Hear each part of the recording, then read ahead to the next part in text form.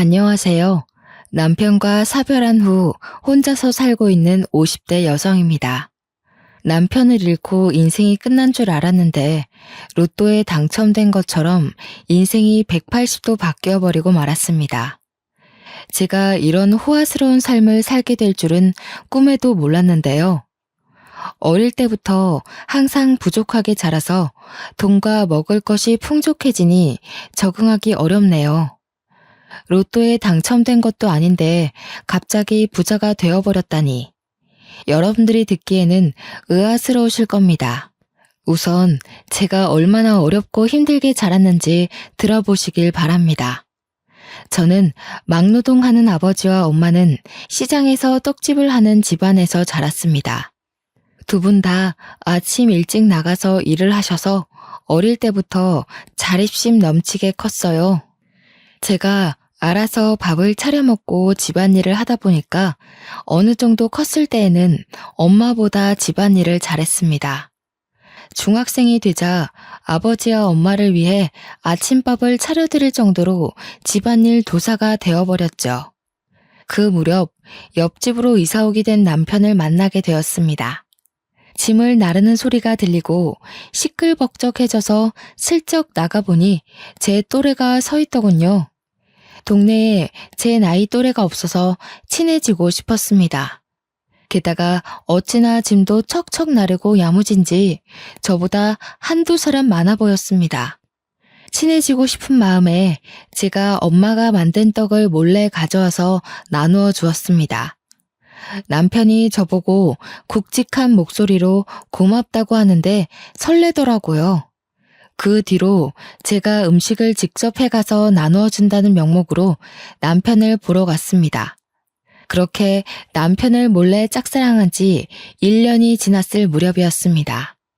남편은 저와 다른 학교에 다녔지만 같은 방향이었습니다. 그래서 제가 매번 찾아가서 시아버지께 태워달라고 했죠. 처음에는 남편이 저를 귀찮아했지만 저는 끈질기게 남편을 쫓아다녔습니다. 그랬더니 시아버지께서 둘이 결혼을 하라는 농담을 하시더군요. 너네 맨날 이렇게 학교 같이 다니면서 언제 사귈래? 얼른 사귀어야지. 결혼도 하고 그렇지. 남편이 얼굴을 붉히고 창피해하는 듯 하면서도 싫어하는 것 같지는 않았습니다. 부끄러운 마음에 얼굴을 푹 숙이고 있다가 남편을 쳐다보니 남편도 저를 쳐다보고 있었습니다. 그 눈빛과 마주한 순간 남편과 제가 같은 감정을 느끼고 있다는 사실을 알아차렸습니다. 그 뒤에 일어난 일은 여러분도 아실 거예요. 점차 남편이 저를 받아주어서 절친한 친구이자 연인 사이가 되었죠. 중학교를 졸업하고 고등학교를 졸업한 후에도 남편과 제가 쭉 교제하고 있으니 집안 어르신들이 결혼 이야기를 꺼냈습니다. 너네들도 이제 결혼해야지. 언제까지 그렇게 사귀고만 있을래? 얼른 결혼해서 손주 보여줘야 효자 효녀 노릇도 할 수 있다. 시부모님이 갑작스럽게 결혼을 독촉하시는 이유가 있었습니다. 저희 남편도 이제 땡땡 건축회사에 들어가 밥벌이를 하게 됐으니 식을 미루면 안 된다고 하셨거든요. 그 당시 저희 아버지가 뇌졸중에 걸리신 상태였습니다. 몸이 점점 굳어가고 있어서 앉아있을 수 있을 때 식을 치러야 했죠. 그래서 저는 아버지 대신 삼촌의 손을 잡고 신부 입장을 하였습니다. 서둘러 준비한 결혼식 치고는 괜찮은 결혼식이었는데요. 아직도 희미하게 웃어 보이는 아버지의 표정과 기쁨의 눈물을 흘리시는 엄마, 긴장한 듯 행복해 보이는 얼굴을 한 남편이 생각납니다. 저라면 이렇게 급하게 결혼식 올리기 힘들었을 텐데 아무래도 남편을 잘 만난 것 같았습니다. 또 언제 돌아가실지 모르는 아버지를 위해 남편이 얼른 애를 가지자고 말해주었습니다. 정말 고마운 사람이었죠. 남편이 힘써준 덕분에 첫째 아이를 빨리 가질 수 있었습니다.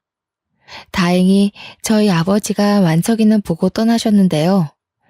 민석이의 자그마한 손을 잡고 울먹거리시는 모습이 아직도 눈앞에서 아른거립니다. 아버지 장례식을 치르고 자꾸만 마지막 그 모습이 생각나서 눈물이 멈추질 않더군요. 그날 이후로 몸에 수분이 마를 정도로 울 일은 없을 거라고 생각했습니다. 하지만 5년 뒤 엄마가 낙상사고로 돌아가셨습니다. 화장실에서 미끄러져서 허망하게 가버리신 거죠. 그때 저는 정말 불효자라고 생각했습니다. 엄마를 혼자 지내게 해서 이런 일이 생긴 것 같았거든요. 제 앞에 저승사자가 어슬렁거리며 제가 소중하게 생각하는 사람들을 다 앗아가는 기분이었습니다. 밤마다 꿈에서 아버지가 나타나고 엄마가 나타나셔서 슬피 우셨습니다. 하지만 제게는 소중한 아들과 다정한 남편이 옆에 있었기에 힘을 내서 현실을 잊으려 노력했습니다. 그렇게 이들이 고등학교를 졸업하고 대학교를 입학할 시기였는데요. 저희 가족에게 또 커다란 시련이 찾아오고 말았습니다. 점점 제 머릿속에서 잊혀져 가던 엄마가 다시 제 꿈속에 나타나 슬피 울더라고요. 너무 슬퍼서 꿈속인데도 눈물을 뚝뚝 떨어뜨릴 정도였어요. 잠에서 깨어났더니 눈물로 베개가 흠쩍 젖어 있었고 마치 우울증에 걸린 사람처럼 온몸에 힘이 빠져서 정신을 차릴 수가 없었죠. 비몽사몽 일어나서 화장실을 가려던 순간 전화벨이 무섭게 울렸습니다. 직감적으로 두려움이 느껴졌습니다. 이 전화를 받는 순간 무슨 일이 일어나겠구나 싶어서 손을 떨면서 전화를 받았습니다. 저희 집에 전화를 건 이는 남편의 건축회사였습니다. 여보세요? 저 땡땡 건축회사 소장입니다. 지경 반장님 사모님 되시죠? 저 반장님이 많이 다치셔서 얼른 와보셔야 할 것 같습니다. 여기 땡땡 병원인데 반장님 긴급 수술 중입니다. 그 말을 들은 순간 제가 뭘 맨발 바닥으로 나간지도 모르고 뛰쳐나갔습니다. 부모님도 잃게 된 상황에서 제정신이 아니었던 거죠. 남편 이름을 외치면서 미친 사람처럼 달리다가 아무 차나 붙잡고 제발 땡땡 병원까지 가달라고 외쳤습니다. 모르는 사람 차를 얻어 타서 땡땡 병원으로 가보니 저희 남편이 싸늘한 주검이 되어 누워있더군요. 소장이 제가 남편 옆에 풀썩 주저앉아 남편 이름을 부르자 와이프라는 사실을 눈치챘는지 모든 사실을 다 이야기해 주었습니다. 최 반장님이 10층에서 떨어지는 철제물에 맞아서 이렇게 됐습니다. 죄송합니다, 사모님. 하필이면 그때 최 반장이 안전모를 안 쓰고 있는 바람에 명을 달리한 것 같다고 하더라고요.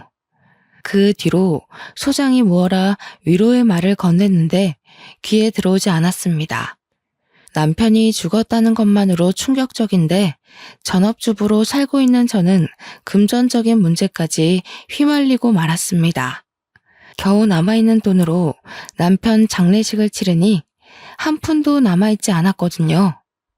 당장에 아들 대학 등록금도 될 수 없었고 다달이 나가는 집세도 당연히 낼 수 없었습니다.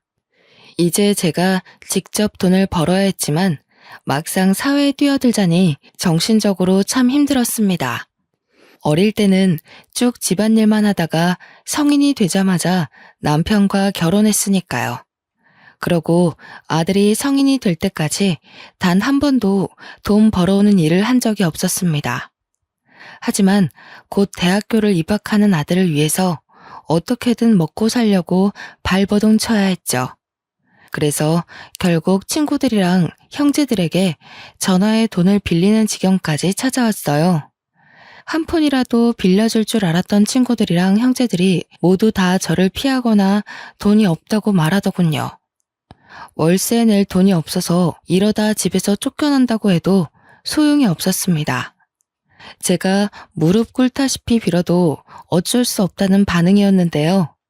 결국 제일 손을 뻗기 싫었던 시댁을 찾아가 시어머니를 뵀습니다. 자존심을 다 버리고 찾아간 것인데 시어머니는 참으로 모질게 구셨습니다. 내가 미쳤니? 너 같은 것한테 돈을 빌려주게? 너도 제정신이 아니구나. 우리 아들 장례식장에서 그런 소리를 듣고도 나한테 돈을 빌리러 와? 사실 남편 장례식장에서 난리가 난 적이 있었습니다. 시어머니가 저를 보자마자 뺨을 때리면서 남편 죽인 년이라고 욕을 하셨거든요. 저는 귀한 아들이 갑자기 세상을 떴으니 이성을 잃으셔서 그런 줄 알았습니다. 그런데 사고로 죽은 남편이 제 탓이라뇨. 너무 억울해서 눈물이 났죠. 시어머니가 제 등을 떠밀면서 내쫓아 버리길래 울면서 시댁을 나왔습니다. 어떻게든 돈을 마련하기 위해 아등바등 일했지만 살고 있는 집세를 내는 것만으로도 빠듯해서 자꾸만 대출을 받을 수밖에 없었습니다. 결국 마지막 지인이라고 생각했던 초등학교 동창들에게 돈을 빌리기 위해 동창 모임에 간 적이 있었습니다. 최대한 잘 차려입고 동창들에게 돈을 빌려줄 수 있냐고 물어보려고 했죠. 그런데 제가 길을 헤매다 늦게 도착하였습니다. 서둘러 가게 문을 열고 들어갔는데 동창들이 제 이야기를 하고 있었습니다. 명화 걔 남편이 죽어버렸잖아. 건축일 하다가 떨어지는 철제물 같은 거에 맞아버렸대. 그래서 걔 돈 빌리고 다닌다던데. 설마 여기서 돈을 빌리려고? 걔도 어지간히 급한가 보다. 가족들한테나 도와달라고 그러지. 우리한테 왜 그래? 저는 당연히 이 대화를 듣고 그대로 가게를 나왔습니다. 동창들이 모임에 왜 오지 않았냐고 연락조차 안 하더군요. 사람들이 제게 하는 행동들을 보고 인생을 잘못 살았다는 생각이 들었습니다. 원래는 활발하고 누굴 만나서 이야기하는 걸 좋아하는 성격이었지만 그 일을 겪은 후로 180도 바뀌어버리고 말았습니다. 사람들이 아무리 잘해줘도 경계하고 믿지 않게 되었죠. 돈에 허덕이는 저를 보고 아들은 대학도 포기해버렸습니다. 저는 꼭 대학교를 다니게 해주고 싶어서 아등바등 빌리려 했었지만 아들은 스스로 공부에 뜻이 없다며 집안 상황이 좋지 않으니 대학교를 가지 않는 게 맞다고 저를 설득했습니다. 성인이 된 아들은 오토바이를 싼값에 구해서 배달 아르바이트를 하며 돈을 벌기 시작했습니다. 혼자 버는 것보다 둘이서 벌기 시작하니 경제적으로 숨통이 탁 트이기 시작했어요. 하지만 1개월도 안 돼서 새벽에 배달을 하던 아들이 음주운전 차량에 치여 한순간에 저 세상으로 떠나고 말았습니다. 경찰에 연락을 받았을 땐 아무 생각이 들지 않았습니다. 그저 저에게 가족이란 연을 전부 끊어내려는 신을 원망할 수밖에 없었습니다. 불쌍한 엄마 생각해서 가고 싶었던 대학도 포기하던 착한 아들이 세상을 떠나자 더 이상 저에게 세상 살아갈 힘이 남아있지 않았습니다. 나쁜 생각도 안 해본 건 아니지만 만약 내가 허망하게 세상을 떠나면 하늘에서 우리 아들 볼 면목이 없을까봐 그런 생각까지 도달하자 조금은 힘을 낼 수 있었습니다. 가족 없이 혼자 살기에 컸던 아파트에서 나왔습니다. 그리고 아파트 보증금으로 단칸방에서 살다가 고시원 생활까지 하게 되었습니다. 그 뒤부터는 숙박이 가능한 공장에 들어가 죽은 듯이 일만 했는데요. 겨우 돈을 모아서 길거리에서 포장마차를 차렸습니다. 거기서 모은 돈으로 술집을 차리게 되었죠. 술집을 오랫동안 하면서 주변 상인들과 많이 친해졌지만 정을 많이 주지 않았습니다. 여기서도 제가 아무리 잘해줘도 내가 힘들 때 도와줄 사람은 없을 것 같았거든요. 그러다 폐지를 줍는 할머니를 만나게 되었습니다. 장사를 하다가 쓰레기를 내놓으려고 가게 밖을 나가보니 웬 할머니가 쓰레기 더미를 뒤지고 있더군요. 그 모습을 보니 돌아가신 어머니가 생각났습니다. 동시에 꼭 저 같다는 생각이 들었죠. 제가 독하게 마음먹고 일하지 않았더라면 노년에 저러고 있었을 것 같았습니다. 그때 갑자기 할머니가 제게 다가와 구걸을 하기 시작했습니다. 불쌍한 마음에 제가 가게 안에 있던 폐지를 가져와 드리는 순간 흠칫 놀라고 말았습니다. 멀리서 봤을 때는 몰랐는데 한쪽 손이 없으시더라고요. 할머니가 놀란 저를 보고 꾸벅 인사를 하고 가는데 할머니를 도와드리고 싶은 마음이 들었죠. 그래서 할머니가 올 때까지 폐지를 모아서 드렸습니다. 할머니를 도와드린 지 2주일 정도 지났을까요? 어디서 또 봤는지 몰라도 저희 가게에 늘 들리는 상인이 와서는 오지랖을 부리더군요. 그 할머니 도와주면 안 돼. 나도 저번에 불쌍해서 도와줬다가 어이없는 일이 있었다니까. 내가 폐지 모아서 주니까 멀쩡한 상자도 달라는 거 있지? 어느 날은 밥도 달라고 하고 아주 거지가 따로 없어. 상인이 제 가게를 나서면서까지 할머니를 도와주지 말라고 했습니다. 분명 제 것까지 탐내면서 다 빼앗아갈 거라고 하더라고요. 하지만 그게 어디 쉽나요? 도와주기 시작한 걸 멈추기 어려워져서 할머니가 밥 달라고 하면 밥 주고 멀쩡한 상자도 달라고 하면 주려고 했습니다. 며칠 뒤에 할머니가 나타나서는 폐지를 가져가시면서 이렇게 말씀하셨는데요. 오늘 폐지가 왜 이렇게 적어? 안 버리고 모아둔 거 맞아? 다른 노인네 준 거 아니지? 상자 없으면 이거라도 줘. 어차피 손님들 주려면 이 상자 뜯어야 되잖아. 정리한 김에 이 상자도 지금 주면 좋겠네. 할머니께서 맥주 상자를 가리키더니 멋대로 상자를 개봉하였습니다. 냉장고에 둘 곳이 없어서 한쪽 구석에 쌓아둔 것인데 멋대로 열어버리더라고요. 그 순간 옆 가게 사장이 해준 말이 생각나서 아차 싶었습니다. 그 사장 말대로 내쫓을까 하는 생각이 들었지만 서둘러 할머니를 말렸죠. 그랬더니 할머니께서 버럭 소리를 지르셨습니다.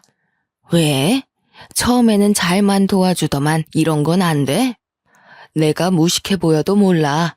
부모 없이 자랐고 남편 없이 생활해서 그런 거 모른다고. 남편을 잃은 아픔 때문일까요? 부모 없이 자란 것보다 남편 없이 자랐다는 말이 귀에 들어왔습니다. 그런데 할머니가 제게 남편이랑 사별했다는 말을 하더군요.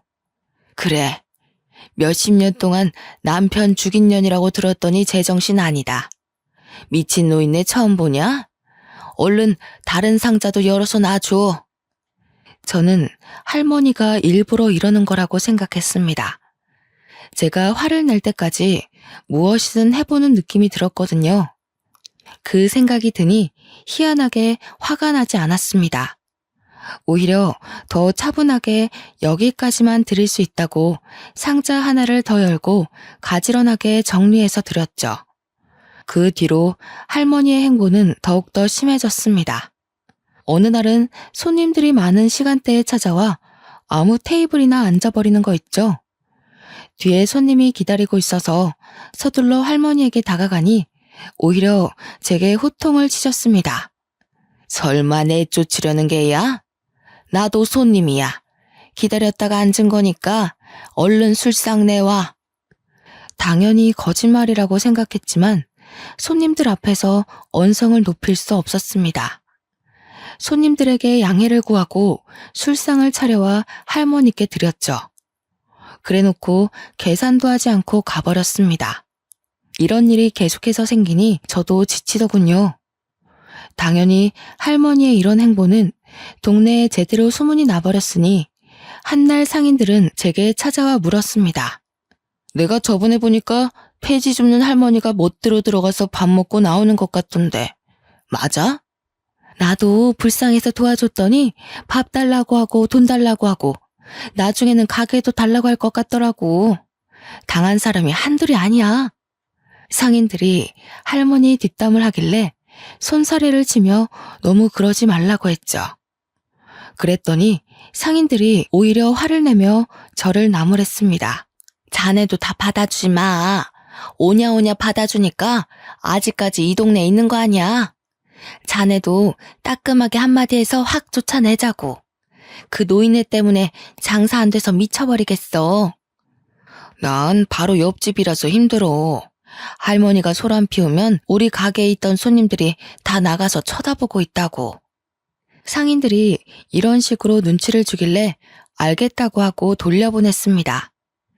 민폐 끼쳐서 미안하다고 외치며 상인들을 내보내던 와중 전봇대 뒤에 숨어있던 할머니와 마주쳤는데요. 아무래도 상인들끼리 하는 말을 엿들은 것 같았습니다. 저랑 눈이 마주치자 바로 등을 돌리고 가버리더군요. 그 모습을 보니 동창 모임에서 뒷담을 듣고 집으로 돌아가는 제 모습이 생각났습니다. 안쓰러운 마음이 들어서 할머니가 다시 찾아오길 기다렸죠. 3일 뒤에 할머니가 가게 앞을 지나가길래 서둘러 불러서 밥을 먹자고 했더니 할머니가 신경질을 부렸습니다.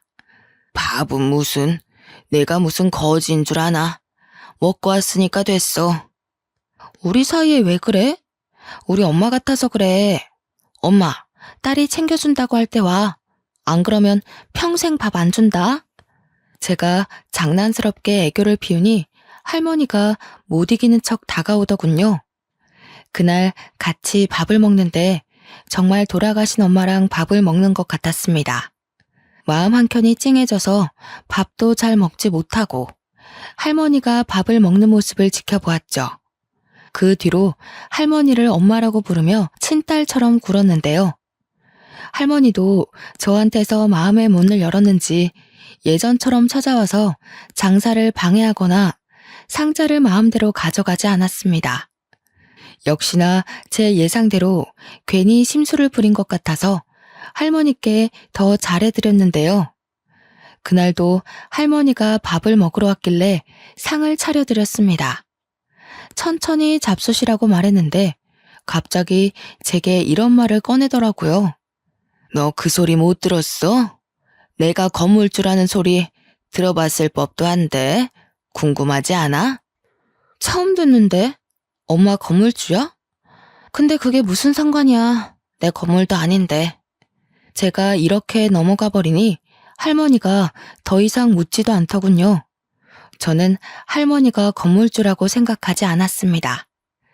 상인들이랑 대화를 하다가 할머니 생각이나 물어보았지만 저랑 친한 상인이 말하길 그 할머니가 노망난 것 같다고 하였습니다. 정정해 보이는데 노망이 났다니 정말로 할머니가 치매에 걸린 건 아닐까 걱정이 되었습니다. 사실 할머니가 이런 말씀을 하신 게 한두 번이 아니었습니다. 그날은 제가 병원에서 건강검진을 받고 온 날이었습니다. 얼마 전에 건너편 가게 사장이 위암에 걸렸다는 말을 듣고 저도 겁이 나서 검진을 받고 왔는데요. 안 그래도 위가 약해서 위염을 달고 살았습니다. 건너편 가게 사장도 위가 약해서 빈속에 커피도 잘 안 마셨다고 하더라고요. 제가 검진을 받고 온 뒤로 큰 병을 얻은 건 아닐까 조마조마해하고 있었습니다. 그때 갑자기 저에게 할머니가 찾아와 무슨 일이냐고 하더군요. 제가 위암일까봐 걱정이 된다고 하니 할머니가 대한민국 사람이라면 누구나 알 법한 의사 이름을 댔습니다. 그 의사는 내가 키운 거나 다름없어. 대학 생활할 때부터 내가 후원해주고 얼마나 지원해줬는데. 근데 하나, 단점이 욕심이 너무 많아. 뒷돈도 받는 것 같고 애가 아주 못 쓰겠더라. 내 재산 물려주려고 했는데 그러면 안 되겠어. 그 의사는 TV에 나올 정도로 유명한 의사였습니다. 할머니께 그 의사를 어떻게 하냐고 물으니 절친한 사이라고 하더라고요. 방금 폐지를 줍다 와서 꾀지지한 옷차림으로 그런 말을 하는데 누가 믿을까요? 저는 그저 허허 웃으며 할머니의 말을 들어주었죠. 그런데 그게 할머니에게 치매가 찾아와서 생긴 일이라니 충격이 컸습니다. 당사자 앞에서 치매 노인이라고 할 수도 없으니 속으로 끙끙 앓고 있었는데요. 호랑이도 제 말하면 운다더니 할머니가 때마침 들어와 갑자기 이상한 짓을 하더군요. 갑자기 가게 앞에 주저앉아 돈이 필요하니 당장 달라고 하였습니다. 그 금액이 무려 1,000만 원이었습니다. 이게 다 치매 증상인 걸까 싶어서 당황스러운 마음에 할머니를 일으켜 세웠는데요. 1,000만 원을 빌려주면 갚을 능력은 되냐고 물으니 뻔뻔하게 대꾸하셨습니다. 배지 줍는 노인네가 무슨 돈이 있다고 1,000만 원을 갚아? 그냥 줘. 엄마 하면서 친딸인 척 할 때는 언제고 왜 못 주는데? 할머니가 어디선가 또 상처를 받고 와서는 제게 이러는 거라고 생각했습니다. 저를 떠보는 것인지 화풀이를 하는 것인지 알 수 없었지만 다 이유가 있는 거라고 생각했죠. 그래서 할머니를 꼭 아는 채 살살 달래주었습니다. 그저 치매 걸린 엄마 대하듯 대했는데요. 그 뒤로 마음이 불편해져서 1,000만 원을 누구한테 빌려야 하나 고민하고 있을 때였습니다. 옆 가게 사장이 제 가게를 찾아와 이상한 말을 꺼내는 거 있죠? 최 사장, 남편이랑 사별한 걸로 알고 있는데 혹시 만나는 사람 있어? 내가 남자 소개시켜주려고 하는데. 옆 가게 사장님이 단골 이야기를 하면서 매일 찾아오는 남자 손님을 기억하냐고 물었습니다. 제 가게에 와서 술을 한잔하더니 옆 가게 단골이라고 말해준 적이 있었거든요. 그냥 제 가게에 오고 싶어서 온 것이 아니라 저를 보러 온 것이었나 봅니다. 그러면서 밥 한 끼만 하라며 계속 부추기는 겁니다. 저는 남자 만날 시간이 없다고 서둘러 사장님을 내보냈습니다. 얼른 장사를 시작하면서 바쁜 척 연기를 했는데 글쎄 사장님이 남자를 떡하니 데려오는 거 있죠. 사장님이 데려온 남자를 보니 훤칠하게 생기고 어깨도 떡 벌어져 있는 게 생각보다 멀쩡해 보였습니다.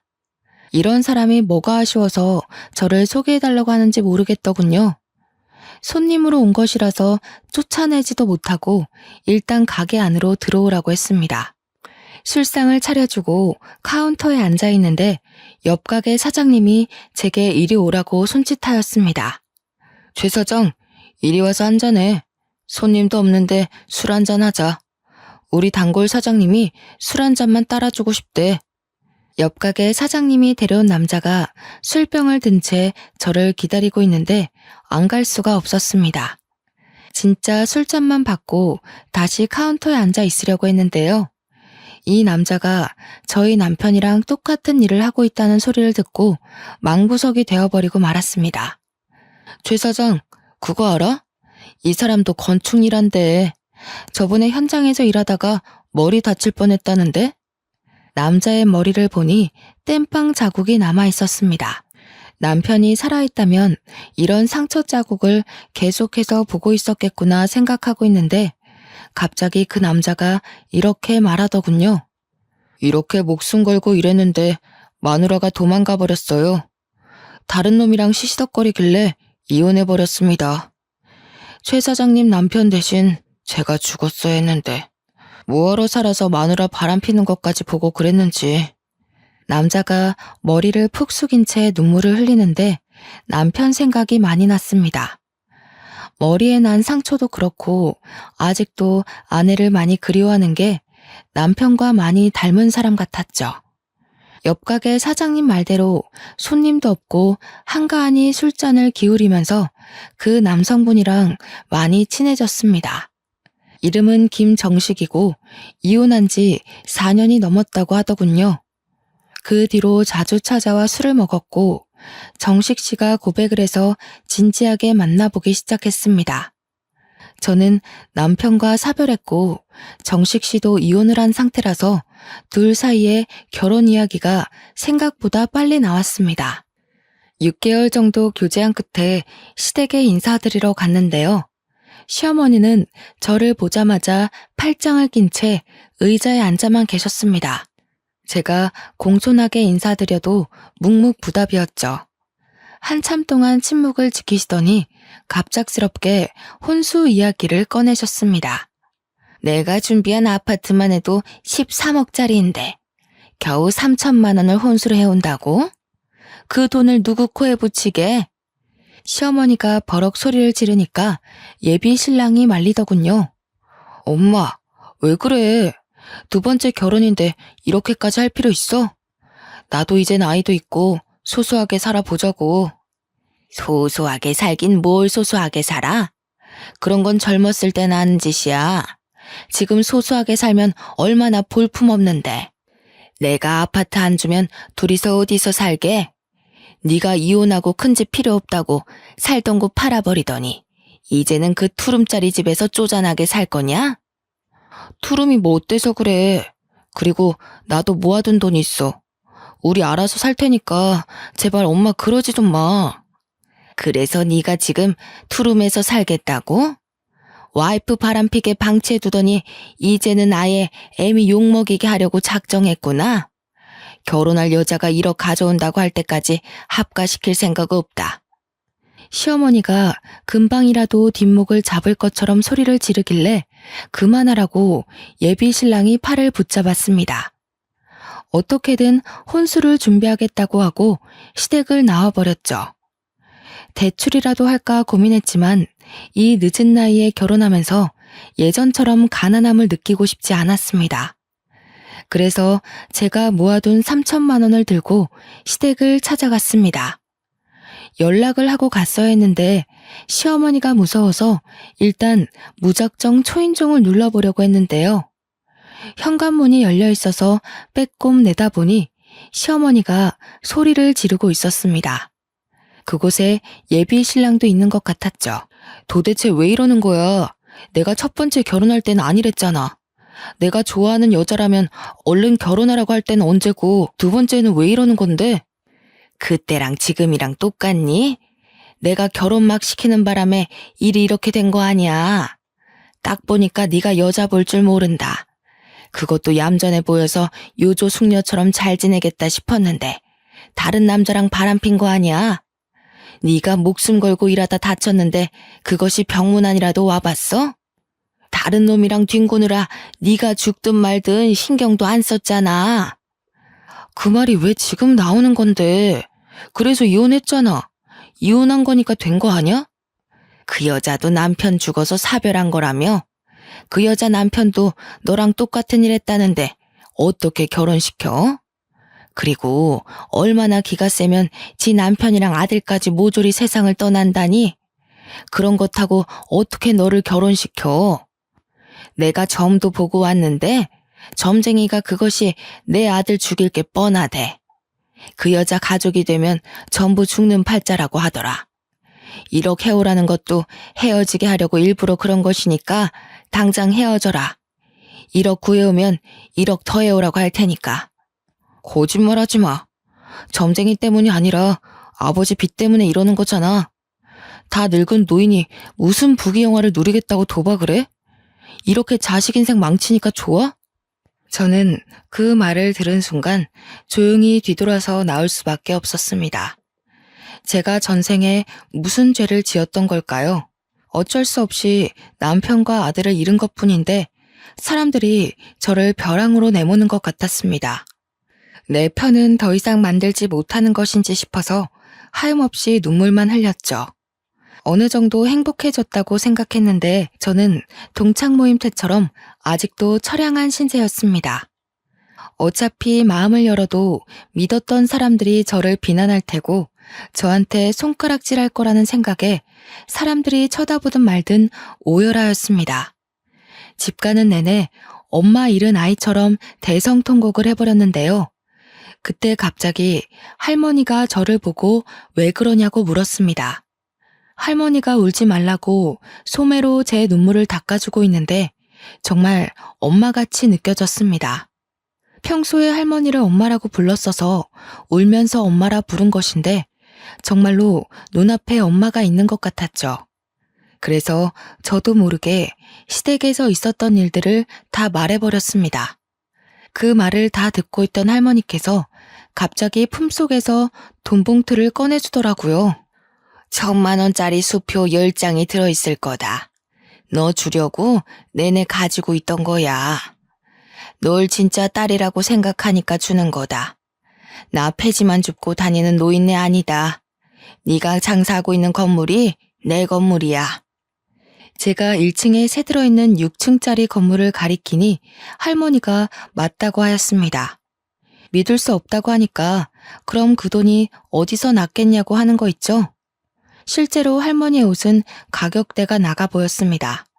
게다가 어디서 사는지 몰라도 늘 씻고 오는 듯 했죠. 대화도 해보니 그 나이에 무려 대학도 나왔다고 했고 아는 것도 많아서 의외라고 생각한 적도 있었습니다. 제가 얼떨떨한 표정으로 1억이 든 봉투를 바라만 보고 있으니 할머니는 호탕하게 웃으며 꽤 충격적인 말을 해주셨습니다. 네가 남보다 나으니까 그런 거다. 내 자식들은 내가 사고로 손이 없어지니까 나 몰라라 하더라. 지들끼리 양로원에 집어넣자고 하고 재산 이야기만 하면서 쑥덕거리길래 아예 연 끊었다. 자식들 몰래 이사 온 거라서 자식들은 내가 지금 어디 사는지도 몰라. 그딴 놈들한테 재산 물려주느니 차라리 사회에 환원하려고 했는데 정부 놈들을 믿을 수가 있어야지. 할머니 말로는 건물주인 줄 알고 싹싹하게 구는 상인들한테 테스트를 해봤다고 합니다. 사실 건물주가 아니고 폐지를 주우러 다닌다는 사실을 알리니 상인들 태도가 싹 바뀌었다고 하죠. 그 뒤로 상인들이 몇 번이나 바뀌어서 할머니가 건물주라는 소문이 전부 사라져버린 거죠. 대신 할머니가 무전 취식하면서 폐지 주우러 다니는 노인이라는 소문이 자리한 것인데요. 그 상태로 건물주라는 소리를 하니 아무도 믿지 않아서 할머니가 그런 사람들을 시험해 본 것입니다. 내가 몇 년을 속여봤는데 사람들은 다 똑같더라. 내가 나중에 건물주라고 밝히니까 다들 이용해 먹으려고 하더라고. 그래서 주는 거다. 너는 내 친딸들보다 낫다. 그러니 얼른 받아라. 할머니가 그 돈을 쥐어주면서 시댁에 얼른 가보라고 하였습니다. 점쟁이 말만 믿고 귀한 며느리 내친 시어머니를 혼쭐 내고 오라고 하더군요. 그래서 할머니 말대로 시댁에 찾아가 1억을 시어머니 눈앞에서 살랑살랑 흔들었습니다. 시어머니는 수치심도 없는지 진짜로 1억을 구해올지 몰랐다며 놀란 토끼 눈이 되어 있었습니다. 어머님, 왜 안 받으세요? 여기서 1억 더 필요하세요? 그럼 가져올게요. 사실 어머님께서 하신 말씀 다 들었어요. 1억을 가져와도 1억을 더 가져오라고 말씀하시려고 했잖아요. 어머님, 생각보다 저희 집안에 돈이 많아서 1억은 물론 10억, 100억까지 가져올 수 있어요. 아니, 부모님이 대체 뭐 하시길래? 설마 친척들한테 부탁한 거니? 그건 어머님이 아실 거 없고요. 100억은 넘게 가져올 수 있지만 이제 제가 어머님 집안으로 들어갈 생각이 없어졌어요. 제가 이렇게 말하니 시어머니 입이 점점 벌어지더군요. 자리에서 일어나 가버리려고 하니까 제게 매달려 소리치기 시작했습니다. 잠깐만. 내가 점쟁이 말에 홀려서 머리가 어떻게 됐나 보다. 우리 이러지 말고 대화를 좀 해보게. 응? 이건 놓으세요. 저는 이런 집안이랑 같이 살 수 없어요. 그리고 저랑 가족이 되면 다 죽는다고 어떤 점쟁이가 그랬다면서요. 그런데 눈앞에 1억이 있으니까 가족의 연을 맺고 싶어졌나요? 이제 보니 어머니 참 간사하네요. 얘야, 내가 미안하다. 나는 네가 이런 사람인 줄 모르고 점쟁이 말만 듣고 무작정 반대했던 거야. 네가 이렇게 능력이 있었으면 전보로 가지도 않고 바로 결혼시켰다. 너도 정식이랑 이혼한 여자가 어떤 것인지 알고 있잖아. 그런 것 때문에 내가 의심병이 들어서 그랬어. 그 여자랑 제가 같나요? 엄연히 다른 사람인데 그 사람이랑 저를 비교하면 안 되죠. 돈이랑 결혼시키는 것도 아니고 지금 뭐 하는 짓인가요? 내가 원래 이런 애가 아닌데 우리 남편이 도박을 해서 그래. 빚이 갑자기 생겨서 너한테 못할 짓을 한 거다. 빚이 너무 무서워서 그랬다. 그러니까 네가 좀 도와줘라. 내가 이렇게 빌게. 그 빚은 어머님 사정이죠. 제가 왜 남의 집 빚 문제를 저한테 이야기하시죠? 저 정식 씨랑 이제 끝낼 거예요. 제가 어머님을 획 밀치고 밖으로 나와버렸습니다.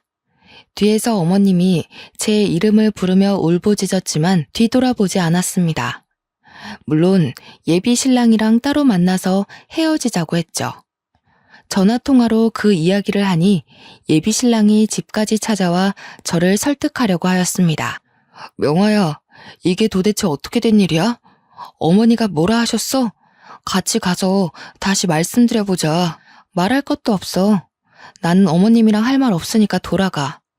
정식 씨도 결혼해봐서 알잖아. 우리 둘이 결혼하는 것도 아니고 집안끼리 결혼하는 건데 벌써부터 이런 식으로 굴면 나 이해 못해. 엄마가 빚 때문에 제정신이 아니라 그래. 지금 병원도 다니고 계셔. 당신이 이해해주면 안 될까? 없어. 정식 씨가 무릎 꿇고 빌어도 내가 받은 상처는 돌아오지 않아. 그러니까 우리 정리하자. 예비 신랑은 돌아갔지만 그 뒤로도 제가 마음이 바뀌길 기다리고 있는 것 같습니다. 돈 때문에 그럴까요? 친구처럼 지내자고 제게 계속해서 연락을 하고 있어서 마음의 문이 닫히고 말았습니다. 게다가 어머님도 계속해서 연락이 오고 있습니다. 며칠 전에도 제게 전화가 와서 받아봤는데요. 울먹거리면서 저한테 하소연을 하시더라고요. 얘야, 진짜 우리 정식이랑 안 만나줄 거니? 우리 아들한테 들었다. 우리 아들이 계속 만나자고 해도 안 만나준다며. 지금 만나는 남자도 없다며. 한 번만 만나주면 안 되겠니? 아니요, 그럴 생각 없습니다. 지금 어머님 팔자 고치려고 아들 결혼시키시려는 거예요? 이제 차단할 거니까 제 번호 알아내서 연락하지 마세요. 명화야, 우리 명화, 내가 잘못했다. 제발 빚 좀 갚아다오. 시어머니가 애타게 제 이름을 불렀지만 전화를 뚝 끊어버리고 말았습니다. 한참을 망설이다 시어머니의 번호를 차단하긴 했는데요. 참 나쁜 사람이었지만 매정하게 구니 제 마음이 불편하더군요. 그럴수록 할머니와 지내는 시간을 늘리고 있습니다. 요즘 연애 생각도 없어서 바쁘게 장사일을 하면서 할머니와의 추억을 쌓고 있죠. 할머니랑 진짜 엄마처럼 가끔 여행도 가고 드라이브도 하고 있습니다. 서로 생일도 챙겨주고 할머니가 저희 남편과 아들의 기일날 납골당에도 함께 가주었습니다. 피 하나 안 섞인 남이랑 가족같이 지내게 될 줄은 몰랐네요. 제가 할머니를 엄마 하며 잘 챙겨드리니 재산을 저에게 다 물려주시겠다고 합니다. 저는 안 그래도 된다고 해도 기어코 그렇게 하겠다고 유서까지 미리 적어 놓으셨는데요. 그 유서를 보고 있으니 인생이란 정말 새옹지마 같다는 생각이 들었습니다. 아버지가 막노동 일을 하시고 엄마가 떡을 파는 집안에서 태어나 정말 가난하게 살았는데 부모와 남편 그리고 아들까지 차례로 잃는 슬픔을 견뎌내야 했습니다. 이제 누구한테 기대야 하나 싶었는데 재혼할 남편이 아닌 피 한 방울 안 섞인 남의 도움으로 어려움을 이겨내게 됐네요. 피는 물보다 진하다는 말이 있습니다. 저도 그 말을 믿고 지내왔는데 피를 나눈 가족끼리만 정이 깊은 것이 아니라는 생각이 들어서 이렇게 제 사연을 보내봅니다. 여러분들이 들어도 정말 신기하지 않나요? 어떻게 생판 모르는 남이 제 인생을 이렇게 바꿔주고 도와줄 수 있는 걸까요? 여러분들도 힘이 들 때마다 제 사연 들으면서 나도 언젠가 좋아지겠지 싶은 마음이 드셨으면 좋겠습니다. 여러분들에게도 저처럼 은인이 찾아와 인생길이 환히 열렸으면 좋겠습니다. 저도 누군가에게 은인이 돼서 아프고 힘든 사람들을 도와주며 살도록 하겠습니다. 감사합니다.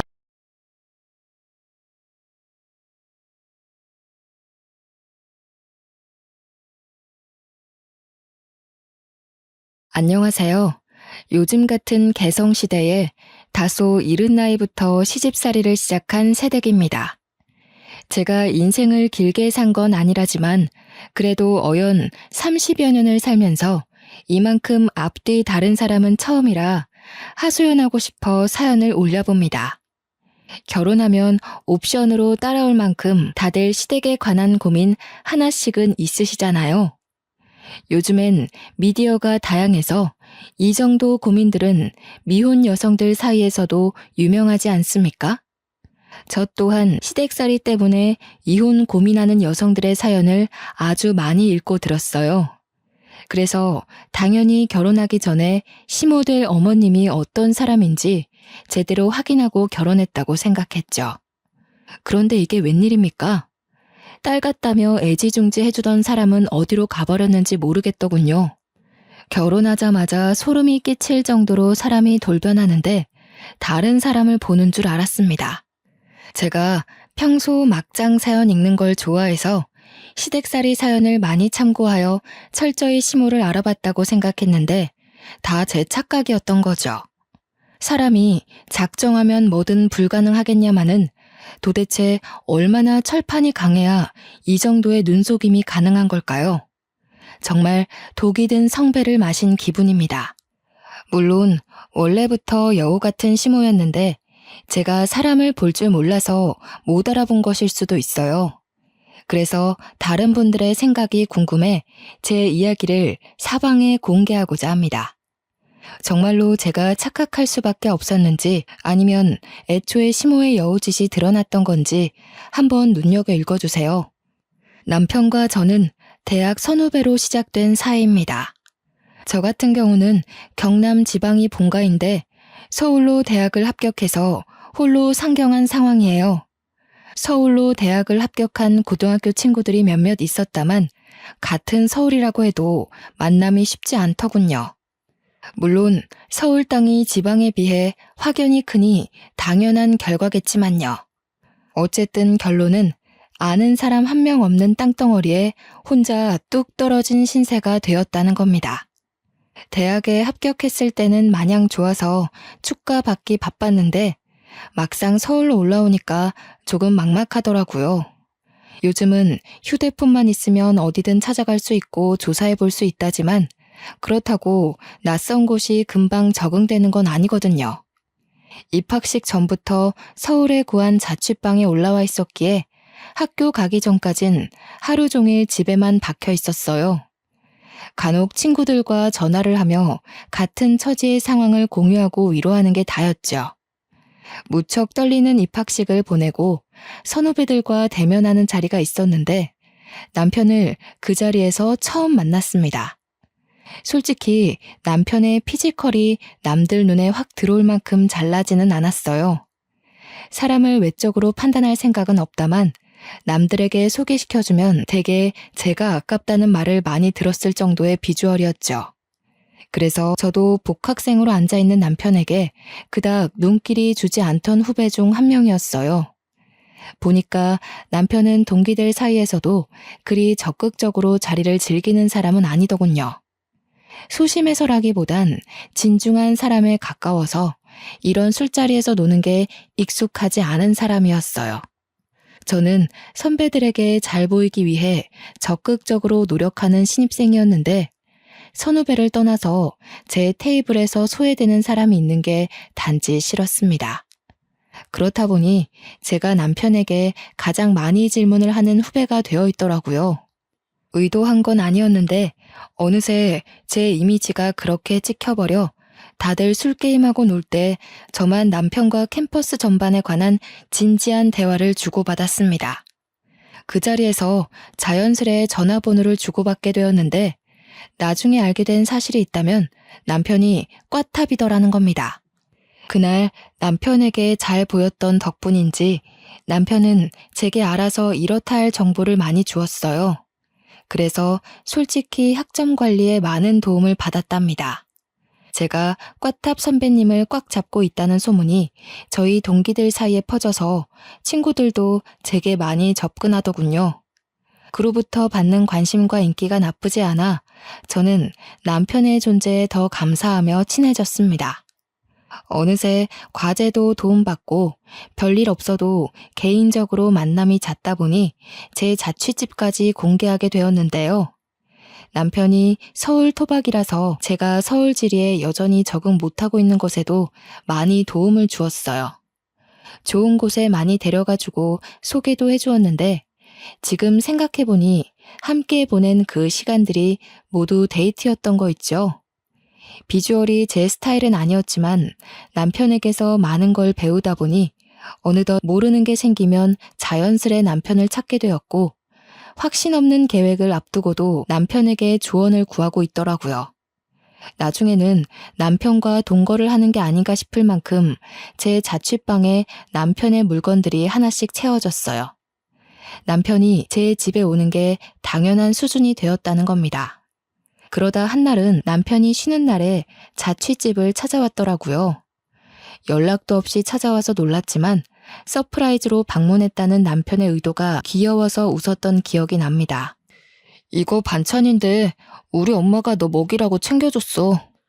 지방에서 올라와서 혼자 지낸다고 하니까 갖다 주라고 하더라. 부모님이 멀리 계시면 반찬 같은 거 챙겨주고 싶어도 어려울 거라고.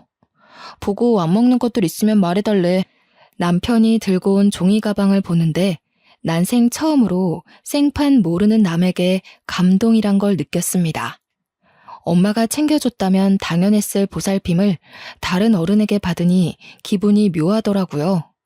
그날 남편이 가져온 음식은 20대 초반인 제 입맛에 맞는 음식도 있었고, 돈 주고 샀다면 비쌌을 영양가 있는 반찬들도 많았어요. 평소 편식이 없던 저는 모든 반찬들이 반갑고 감사하기만 했죠. 그날 엄마한테 전화해서 자랑까지 했는데 엄마 또한 고마운 분이라며 엄청 좋아하더라고요. 남의 자식을 이렇게 주기적으로 챙기기도 일일 텐데 시어머니는 그 이후로도 매주 한 번씩 반찬을 보내주셨어요. 반찬뿐만 아니라 자취에 필요한 도구들도 남편을 통해 챙겨주셨습니다. 시어머니께서 딸을 갖고 싶어 하셨다는 걸 남편을 통해 들었는데요. 그 마음이 저한테 고스란히 전달되어 감사하면서도 또 얼굴 한번 뵈어드리지 못한 게 죄송하더라고요. 이번 주말에 오빠 집에 가도 돼? 어머님한테 감사 인사드리고 싶어서. 매번 이렇게 호의를 받고 있는데 인사 한번 안 드리는 건 예의가 아닌 것 같아. 괜찮아. 엄마는 너 부담 주려고 챙기는 거 아니야. 말했잖아. 아직 나이도 어린데 타지에 혼자 와서 고생하는 모습이 안쓰러워서 마음이 쓰이는 거라고. 그러니까 나도 인사드리고 싶다는 거야. 우리 엄마도 오빠 엄마한테 엄청 감사해하고 있어. 내가 오빠 어머니에 대해 자랑을 많이 해놨거든. 서울 엄마가 따로 있다고 슬쩍 약 올려도 엄마는 그저 고맙다고 하더라. 바쁘더라도 시간 내서 꼭 인사드리래. 그게 예의라고. 남편은 그런 제 마음에 오히려 더 고맙다고 하더군요. 그래서 처음으로 남편의 집을 방문하게 되었습니다. 보통 남자친구의 집에 가는 거면 긴장되어야 정상인데 떨리는 것보단 오히려 친척 집에 방문하는 기분이었어요. 시어머니를 한 번도 뵌 적 없고 연락도 드려본 적 없는데 그동안 받은 호의가 셀 수 없이 많아서 이미 알고 있는 사이처럼 편안했죠. 어머나, 어쩜 이렇게 예쁘게도 생겼을까. 아들보다 3살이 어리다고 들었는데 그래서 그런지 아직 애기 티가 그대로 묻어있네. 오는데 교통이 불편해서 힘들었지? 얼른 앉아라. 식사 준비 곧 다 됐거든. 조금만 기다리렴. 시어머니는 저를 보자마자 가족을 대하는 것처럼 굉장히 반겨주셨습니다. 저 또한 이미 편한 마음으로 와서 그런지 그 손길이 어색하지 않더군요. 시어머니가 손수 준비하는 점심상을 도우려고 했지만 시어머니는 손사래를 치며 앉아있으라고만 했어요. 손님이면 가만히 앉아서 대접을 받아야 한다며 손 하나 까딱 못하게 하더라고요. 남편을 통해서만 시어머니의 호의를 받았던 저는 집을 한번 방문한 후로 남편만큼이나 시어머니와 친해졌습니다.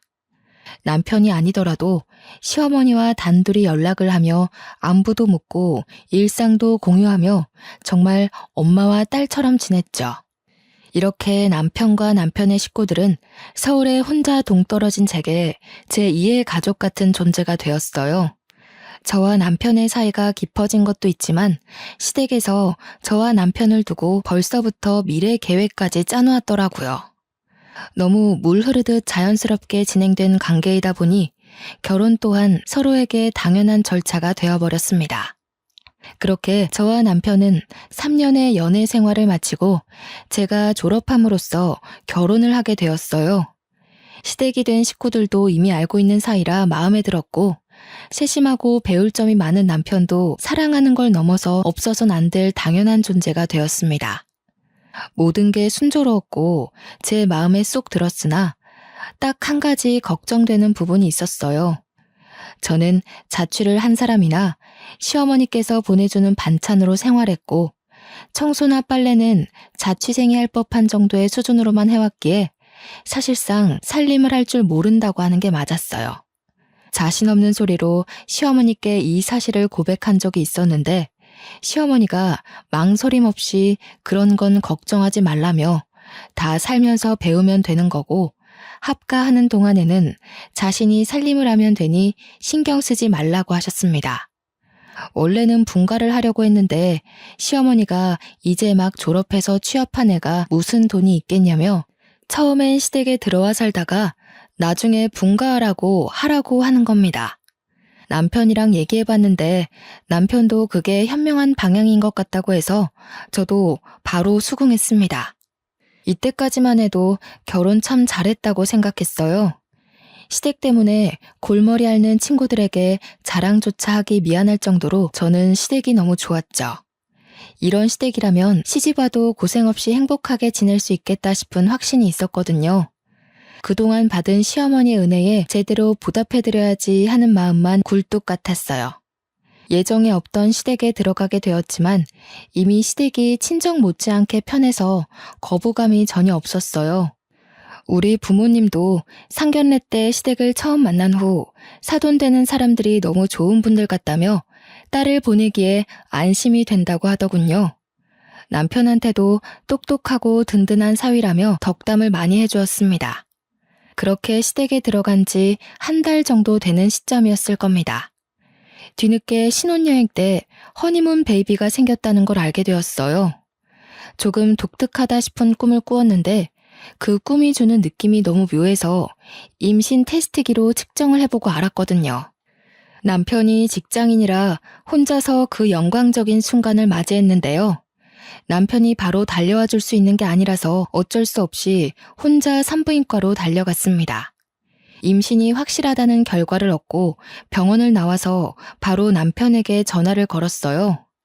정말? 생각도 못하고 있었는데 임신이라니. 우선 너무 축하해. 너무 기쁘다. 오늘은 집에 일찍 들어가야겠어. 뭐 먹고 싶은 거 없어? 평소에 해산물 좋아했잖아. 좀 사갈까? 입덧 같은 건 아직 할 시기가 아닌가? 어떤 게 입에 안 맞을지부터 알아놔야겠네. 나중에 병원 한 번 더 같이 가자. 마치고 바로 집 갈 테니까 무리하지 말고 쉬고 있어.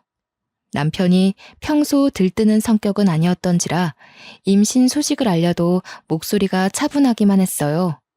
그래도 다른 때보다 말수가 많아진 것 보면 남편 또한 기뻐서 흥분한 상태라는 걸 직감할 수 있었죠. 임신이란 건 엄마처럼 어른스럽고 준비된 사람에게만 찾아오는 축복이라고 생각했는데 한 번도 생각해보지 않은 제게 아이가 생겼다는 것이 믿기지 않았어요. 잘할 수 있을까? 좋은 엄마가 될 수 있을까? 이런저런 걱정에 두렵기도 했지만 그만큼 왠지 모를 설렘도 크게 뒤따랐죠. 남편 다음으로 친정 식구들한테도 전화를 해서 임신 소식을 알렸더니 목소리 크신 엄마가 너무 기뻐 소리를 지르더라고요. 엄마 목청이 원래 크다는 걸 알았지만 그날따라 전화기가 터지는 줄 알았습니다.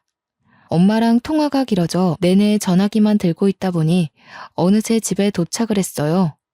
그런데 TV도 안 틀고 거실에 가만히 앉아있는 시어머니를 마주했는데 표정이 너무 안 좋으신 겁니다. 저런 먹구름 낀 안색을 한 번도 보지 못했는데 순간 평소와 다른 분위기를 느꼈죠. 너는 애가 어찌 된 게 나가면 나간다 말도 없이 외출을 하니? 집에 있는 사람 생각은 안 하니? 종일 집에 있던 사람이 갑자기 없어지면 같이 있는 식구가 놀랄 거란 생각은 안 해봤어? 아직도 처녀 때처럼 철부지 행동을 하면 어떡하니? 너 지금 한 집안의 안사람이야. 이런 자질구레한 실수는 더 이상 해서는 안 되지. 네 시아비 오늘은 집에서 점심을 먹었다. 점심상을 시엠이 혼자 준비하게 했다고 한 소리 하시더라. 아, 죄송해요, 어머님. 저 산부인과 다녀오는 길이에요. 임신이라고 하더라고요. 집에서 2줄 확인했는데 너무 놀라서 말씀드리고 나가는 걸 깜빡했어요. 놀라셨죠? 정말 죄송해요. 시어머니는 제가 연락도 없이 사라진 것에 많이 놀라면서도 임신 소식에 당황하기도 하였습니다.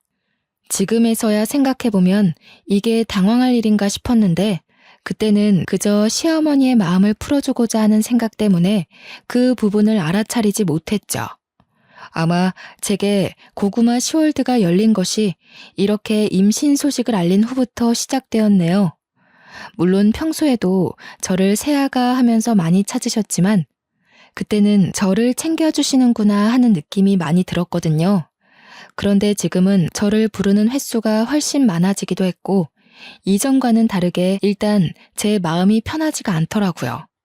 결혼 전에는 시댁에 초대가 되어도 제 집 드나들듯 편한 시간을 보내었고 남편과 둘이 방에서 보내는 시간이 많았는데 지금은 한 집에 살아서 그런 것도 있겠지만 남편이 집에 있더라도 시어머니와 붙어있는 시간이 월등했습니다. 식사 준비나 청소, 빨래, 쓰레기를 버리는 것까진 배울 필요가 있으니까 이해하겠어요. 그러나 신발 정리라든지 식물에 물 주기, TV 위 피규어 정리, 야외 봉사활동, 개인적인 일정까지 저를 불러 굳이 함께하게 했어요. 정도가 심해지자 저는 남편이 휴일이어도 함께 시간을 보내지 못하고 시어머니와 동행해야 했죠. 남편이란 작자는 말리지 않을 거면 가만히 있기라도 하던가 오히려 시어머니와 좋은 시간 보내라며 부추기더라고요. 물론 임신을 하기 전에는 시어머니와 함께하는 시간이 길다며 좋아했어요. 하지만 시간이 지날수록 배가 불러오고 살이 찌니까 허리가 아파서 행동이 굼떠지는 겁니다. 시어머니와 함께 활동하고 싶어도 이젠 몸이 따라주지 않기 시작했죠. 슬슬 움직이는 게 버거워오자 한 번은 시어머니한테 조금 쉬고 싶다고 말한 적이 있어요. 조심스럽게 말씀드렸는데 다행히 시어머니가 흔쾌히 허락해 주더군요. 이때 잠깐 예전에 엄마 같던 시어머니의 마음씨를 느꼈습니다. 덩달아 마음의 안정이 찾아와 간만에 방에 누워 부은 다리를 풀어줄 수 있었죠. 그러나 엄마 같다고 느꼈던 그 찰나의 순간이 다 제 착각이었던 겁니다. 쉬는 걸 허락해 주셨으나 이건 절대 쉬는 게 아니었습니다. 임산부는 꽉 막힌 공간에 있으면 안 좋아. 방문 좀 열어서 환기를 자주 시켜야 해. 바닥 청소는 언제 했니? 굴러다니는 먼지가 눈에도 보이는구나. 좀 닦아야겠어. 네, 어머님. 조금만 쉬고 제가 나중에 닦아놓을게요. 아침 일찍부터 오래 움직였더니 다리가 부어서요. 허리에도 무리가 와서 잠깐만 누워있겠습니다. 시어머니는 말로는 그렇게 하라면서 행동으로는 은근히 눈치는 주었어요. 방 안에 들어와 여기저기 먼지가 많이 쌓였다면서 혼잣말을 계속하시고 남편이 기관지가 안 좋은데 먼지가 너무 많아서 겨우 잠재웠던 비염이 도지겠다며 궁시렁궁시렁 말이 많았죠. 똥 밟은 사람처럼 한참을 중얼거리다가 드디어 방을 나가는 것 같더니 나가도 나가는 게 아니더라고요. 저희 방은 방문을 열면 주방이 바로 마주보는 위치에 있었어요. 시어머니가 나가고 이제야 좀 쉬어보나 했는데 저 멀리 주방에서 시어머니가 이것저것 청소를 하기 시작하는 겁니다. 못 본 척 눈 감으며 신경 안 쓰려고 했어요. 그런데 원래 성격이 얌전하시고 조곤조곤하시던 분이 갑자기 왜 이렇게 혼잣말을 많이 하는 건지 이번에는 저녁 준비를 해야겠다며 주절거리는 겁니다. 심지어 오후 3시 정도밖에 안 된 시간인데 냉장고를 열고 난리가 났죠. 신경 안 쓰려고도 너무 대놓고 보이는 위치라 거슬릴 수밖에 없는 상황이었습니다. 어쩔 수 없이 더 쉬지 못하고 결국 몸을 일으켜야 했어요. 왜 나왔니? 더 쉬지 않고. 힘들다면서. 오늘 저녁 준비는 내가 할 테니 신경 쓰지 말고 가서 쉬거라. 시간이 오래 걸리는 요리긴 해도 내가 평소 이런 것도 안 하고 살았겠니? 며느리라는 게 원래부터 있었던 식구도 아니고 네가 오기 전까지만 해도 나 혼자 주구장창했다. 알아서 할 수 있으니까 얼른 들어가서 쉬어. 괜찮아요. 오래 걸리는 거라면서요. 그럼 손이 많이 갈 텐데 어머님 혼자 하시면 힘들잖아요. 도와드릴게요. 저도 식사 준비는 계속 배워야 되니까요. 그럴래 그럼? 그렇잖아도 소갈비찜으로 준비하려는데 혼자서 다른 밑반찬까지 준비하려면 막막하긴 했다. 고기는 아직 안 꺼냈거든. 냉동실 가서 좀 가져오너라. 죄송한데 어머님, 소갈비찜이라고 하셨나요? 응, 이 집 남자들이 소갈비라면 환장하잖니. 바깥 일하는 사람들은 집에서 해주는 음식 먹고 힘을 낸다고. 집안 사람들은 돈 벌어오는 게 아니니까 이런 부분에서 신경 단단히 써야 돼. 알죠. 그렇긴 한데요, 어머님. 제가 육고기는 조금 역하다고 말씀드렸는데 임신 때문에 육류양 맡으면 입덧이 올라와서요. 저번 식사 자리에서 죄송함을 무릅쓰고 말씀드렸거든요. 어머 맞다. 아이고야, 내가 깜빡해버렸어. 네가 배 나오고 쉬는 날이 많아지다 보니까 깜빡 잊어버렸네. 그런데 어쩌겠니? 이미 고기를 사버린걸. 오래 놔두면 쓰지도 못해. 그렇다고 밥상을 2번 차려? 나도 입덧 해봐서 아는데 참으려면 또 견뎌지더라. 그리고 옛날에 나 때는 시댁에서 입덧이라고 넘어가지고 배부르다고 쉬게 해주고 이런 거 없었어. 그래도 무리하지는 말고 조금만 애써서 할 수 있는 만큼만 좀 도와다오. 분명 육류가 역하다고 했고 시부모 앞에서 입덧 징조를 몇 번이나 보였는데도 시어머니는 제가 방에서 기원하길 바랬던 건지 곧바로 고기를 꺼냈습니다. 지난날 스쳐가듯 느꼈던 시어머니를 향한 불편함은 오해가 아니었어요. 시어머니가 한 번씩 자신의 시집살이 얘기를 해준 적이 있는데 시간이 지날수록 보니까 자신도 그런 시집살이를 했으니 저도 해내야 한다는 그런 사상을 가지고 있더라고요. 한 번도 시어머니가 불편하다고 느껴본 적이 없는데 이때를 시작으로 시어머니 곁이 낯설어지기 시작했어요. 결국 저는 올라오는 구역질을 참으며 장작 3시간 동안을 주방에 서서 저녁 준비를 했습니다. 메뉴는 소갈비찜뿐만 아니라 여러모로 신경을 많이 기울여야 하는 곰탕까지 준비하는 바람에 중간에 화장실도 여러 번 갔어요. 그럼에도 시어머니는 제가 입덧 때문에 고생하는 걸 계속 모른 채 하더라고요. 저는 결국 쉬지도 못하고 끝까지 저녁 준비를 마쳤습니다. 나오는 건 없는데 구역질만 반복하다 보니 속이 아려서 눈물이 나더군요. 그중에 내일 먹을 곰탕을 굳이 지금 준비했다는 것이 내 심기를 더 불편하게 만들었어요. 이젠 안 좋은 쪽으로 생각이 들 수밖에 없더라고요. 그런 건 1시간 정도 쉬고 해도 될 일인데 혹시 내가 쉬고 있는 모습이 싫어서 장깨 부린 건가 싶은 생각이 들었죠. 어느 날은 임신한 저를 위해 친정에서 전복을 한가득 보내주었습니다. 제가 해산물을 좋아하기도 했고 우리 집이 어장을 했기에 평소에도 해산물을 풍족하게 즐겼거든요. 다행히 해산물 앞에서는 입덧을 하지 않더라고요. 큰 아이스박스에 전복이 택배로 도착했는데 그걸 시어머니가 먼저 받아서 주방에 옮겨놨어요. 나날이 몸이 힘들어져서 한 발 늦게 방에서 나온 제가 시어머니와 함께 정리를 하려 했어요. 그런데 시어머니가 기분 나쁠 정도로 계속 한숨을 푹푹 쉬는 겁니다. 아유, 사돈도 생각이 짧으시지. 가정집에서 이만한 양의 전복을 어디다 쓰니? 나중에 미역국에나 다 집어넣어야겠다. 미역국에 전복을 넣는 건 좋지만 이 비싼 전복을 겨우 미역국에만 해먹는 건 사실 돈 날리는 것과 같습니다. 시어머니가 잘 모르는 것 같아서 기분 나쁘지 않게 설명을 드렸더니 오히려 그것에 더 기분이 상했나 봅니다. 내가 뭐 그런 상식도 몰라서 이러는 줄 아니? 내가 틀린 말을 한 것도 아니고 생각을 해봐라. 지난번에 보내준 문어 5마리도 겨우 동네에서 냉동 보관했어. 너도 냉장고 상태 봤잖니? 문어도 집에 먹는 사람이 없어서 해결 못하고 있는데 이건 또 어떻게 다 보관하라고. 아가, 너도 친정이라고 무작정 감싸줄 게 아니야. 해산물도 1-2번이지 계속 먹으면 물린다는 걸 모르시나 봐. 네 시아버지랑 남편은 육류 좋아하는데 계속 해산물만 내주면 어디 힘내서 일을 나가겠어? 시어머니가 톤이 차분한 편이라 조곤조곤 말씀하시는데 옛날에는 그 분위기에서 묻어나는 우아함이 멋있어 보였다면 지금은 그저 얄밉고 서운하게만 들리더라고요. 문어도 제사 때 한 번 꺼내서 손질하고는 냉동실에서 한 번도 꺼낸 적이 없으십니다. 시아버지와 남편이 육류만 찾는 것도 아니었고 해산물을 싫어하는 건 더더욱 아니었어요.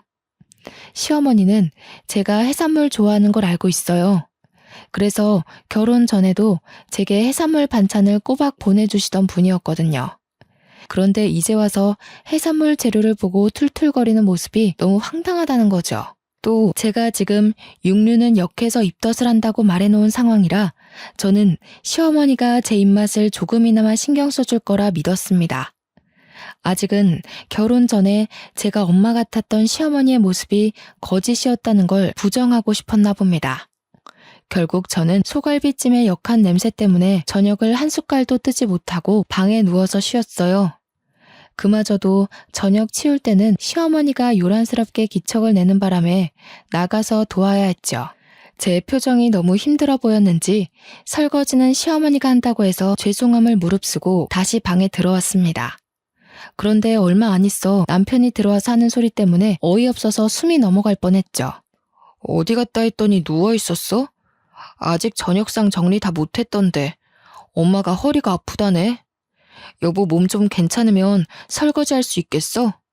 우리 저녁 먹는 동안 누워서 쉬었으니까 이제 좀 움직일 수 있지? 뭐라고? 무슨 소리야? 어머님이 괜찮다고 하셨는데? 나도 내가 하려고 했어. 근데 어머님이 설거지는 직접 하시겠다고 하잖아. 가서 쉬라길래 들어온 거야. 엄마가 이전에 디스크 수술했었거든. 아무래도 요즘 자기 봐주느라 많이 움직였나 봐. 영 힘들어하시네. 설거지는 자기가 가서 좀 해줘. 자기 많이 쉬었잖아. 많이 쉬다니? 나도 저녁 준비한다고 3시간을 서 있었어. 나도 허리 아프다고. 너무 오래 서 있었더니 배도 끊어질 것 같이 아파. 또 저녁 준비하는데 고기 냄새 때문에 입덧을 얼마나 한 줄 알아? 지금도 멀미하는 것처럼 속이 욱신거려 죽겠어. 자기 힘든 거 알아. 근데 있잖아. 이런 말까진 안 하려고 했는데 뭘 그렇게까지 생색내. 자기만 임신해봤어? 우리 엄마도 다 겪어온 일이야. 엄마는 임신 때 걸레질도 했대. 임신이란 게 대단하고 존경받아야 될 일은 맞지만 자기는 좀 유세 부리는 것 같아. 유세? 지금 애 가진 사람한테 유세라고 하는 거야?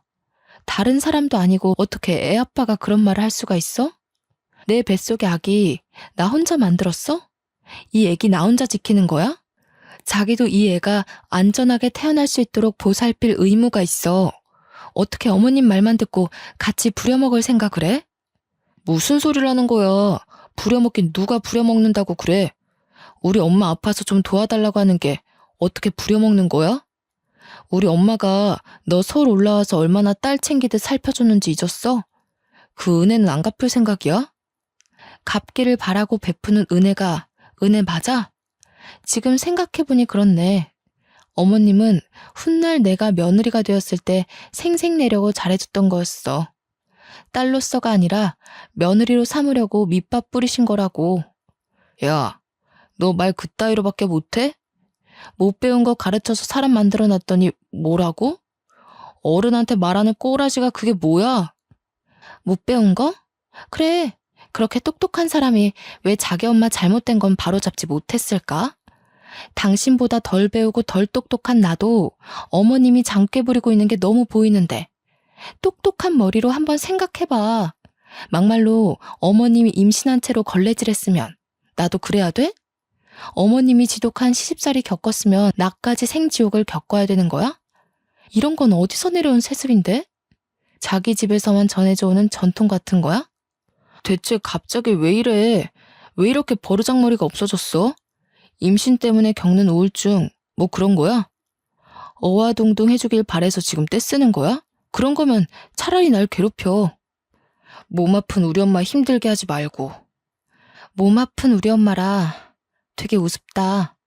나 여태 자기한테 서운했던 적 한 번도 없었는데 지금은 너무 미워. 남편은 말 그대로 남의 편이라더니 나는 이런 일을 안 겪을 줄 알았는데 아무래도 똥차에 탄 것 같아. 결혼 전에는 저를 바로잡아주던 남편의 똑 부러지는 말투가 멋있기만 했는데 한순간에 꼴보기 싫은 꼰대처럼 느껴졌어요. 벽과 대화하는 기분이었죠.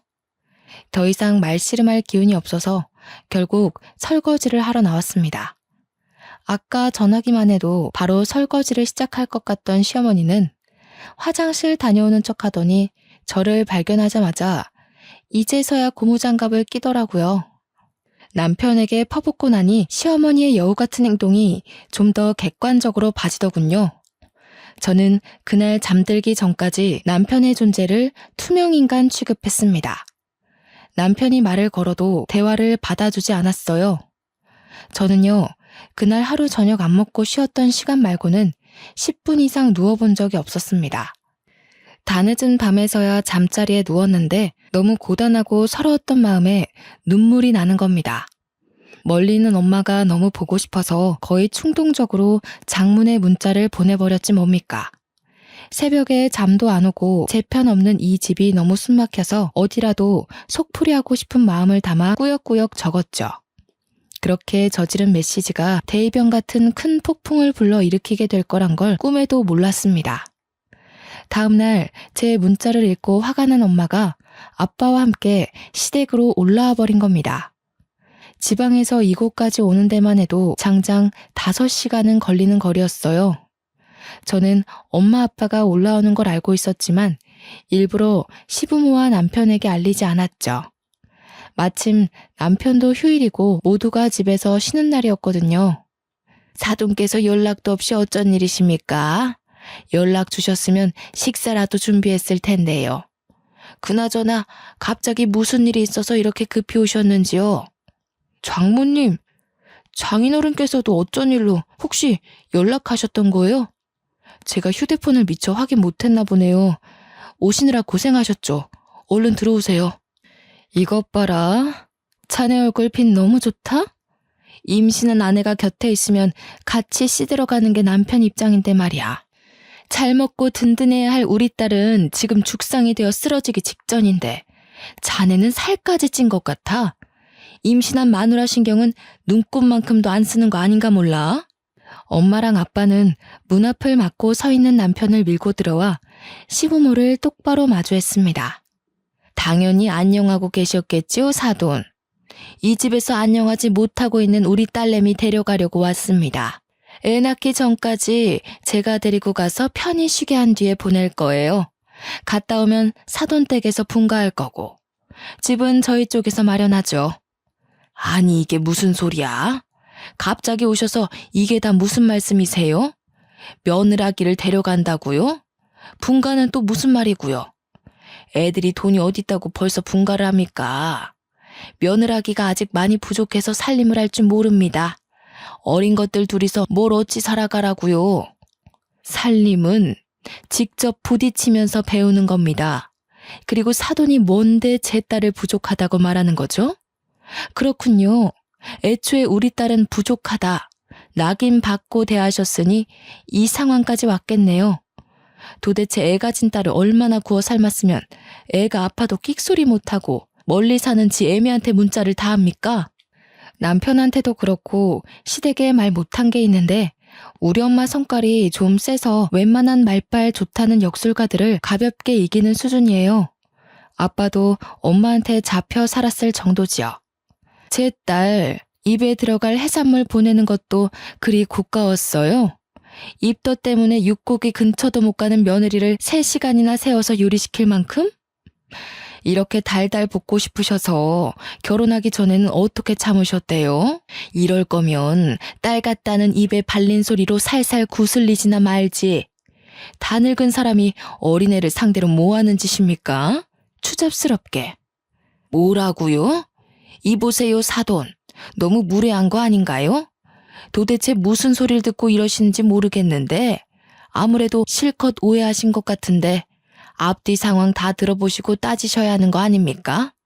무턱대고 목소리만 높이는 사돈이야말로 추잡스러운 행동을 하고 있는 거 아닌가요? 지금 보니 우리 딸이 얼마나 시달렸는지가 확실히 보이네요. 상견례까지만 해도 고상한 척 다 하시더니 그 속내가 이렇게 저렴하기 짝이 없었다니. 요즘 같은 세상에 사돈 같은 시엠이 내세우면 돌맞습니다. 장모님, 말씀이 좀 지나치신 거 아닌가요? 어떤 서운한 점이 있으셨는지 모르겠다만 예고 없이 찾아오시는 건 같은 식구끼리도 조심해야 할 부분이지 않나 싶어요. 말 잘 텄네, 자네.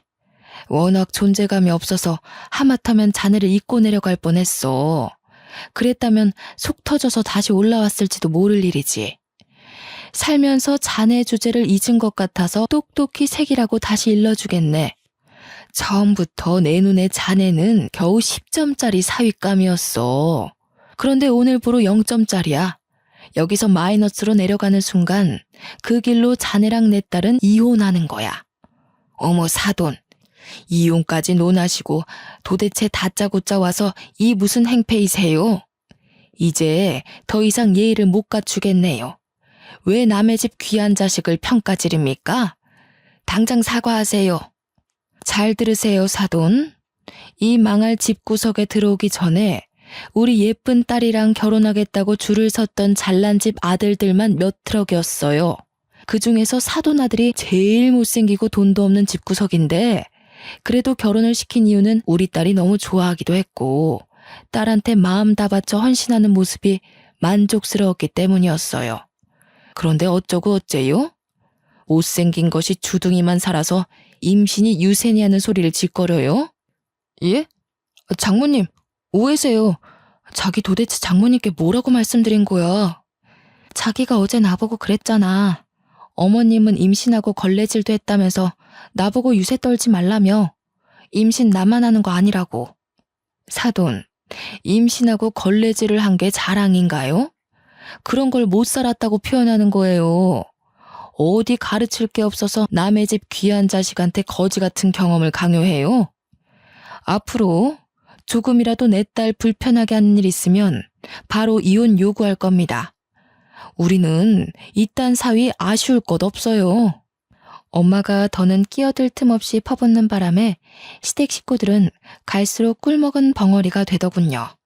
우리 엄마가 언성도 워낙 높고 성격도 드세서 그 기세에 조곤조곤한 시어머니의 성격이 완전 묻혀버렸지 뭐예요. 결국 시부모님은 친정부모가 저를 데려가는데도 인사조차 못할 만큼 입도 번긋 못했어요. 그리고 엄마는 끝까지 붙잡으러 따라온 사위 매몰차게 밀어내곤 그대로 저를 싣고 지방으로 내려왔습니다. 저는 출산부터 산후조리까지 친정 쪽에서 무사히 마친 후에야 서울로 복귀하게 되었죠. 이미 분가할 집까지 마련해뒀기에 시댁엔 전화로만 인사를 전하고 분가한 집으로 바로 이동했습니다. 남편은 친정 때문에 잔뜩 기가 죽어있더라고요.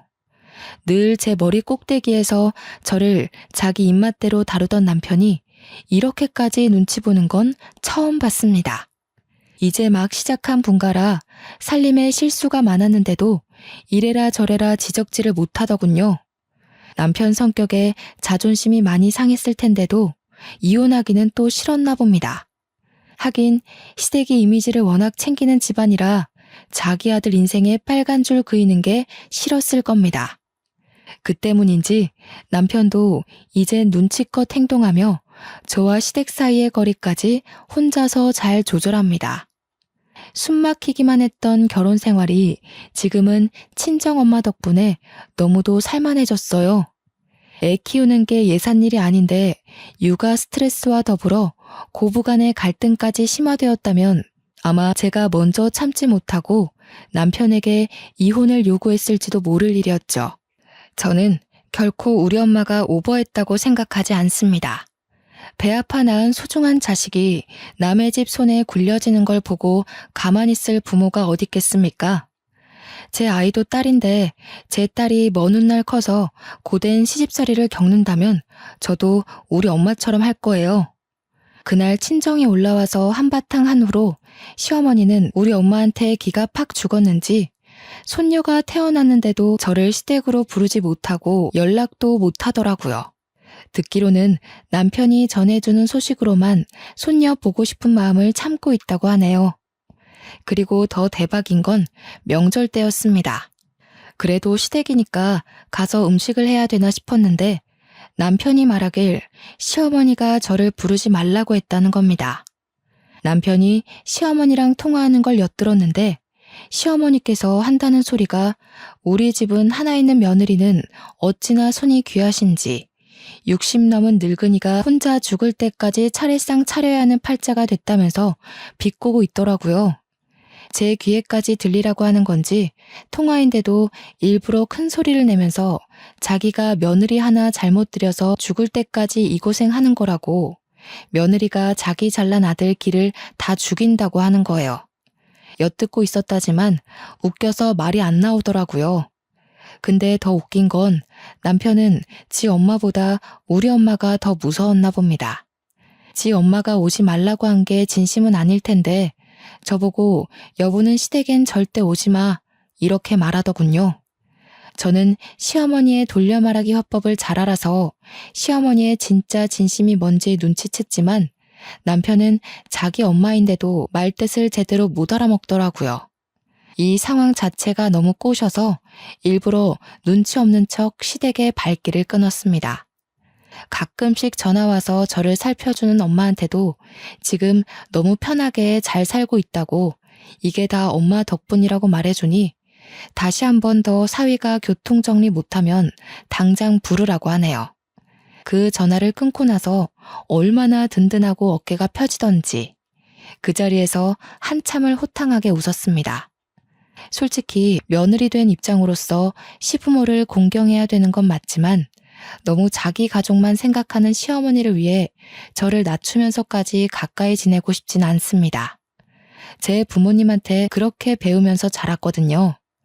저는 공경을 하기 위해 며느리란 직책을 받아들인 거지 얕은 아량으로 용심이나 부리는 시어머니의 비위를 맞추고자 며느리가 된 게 아니기도 하니까요. 아마 세월이 좀 흐르고 한번 뒤집혔던 그때의 사건이 서서히 잊혀질 때쯤이면 시어머니가 혼자 일하다 힘들어서 또 저를 부를지도 모르죠. 설령 그렇더라도 이제는 다 상관이 없습니다. 저는 그때마다 시댁에 남편을 대신 보낼 예정이거든요. 현재는 속 시원하게 상황이 해결되어 편한 생활을 보내고 있다만 제 사연을 읽어보신 여러분들은 어떤 생각이 드셨나요? 여러분이라면 결혼하기 전에 저런 앞뒤 다른 시어머니의 여우습성을 눈치챘을 것 같으신가요? 되도록 이런 사기꾼 같은 사람과는 엮이지 않으셨으면 좋겠습니다. 저처럼 그게 어쩔 수 없는 식구가 되어버렸다면 잘못한 게 없으니 기죽지 마시고 현명하게 헤쳐나가시길 바랍니다. 징글징글해서 뒤돌아보기 싫은 제 속풀이 읽느라 고생하셨습니다. 다들 고마워요. 좋은 밤 되세요.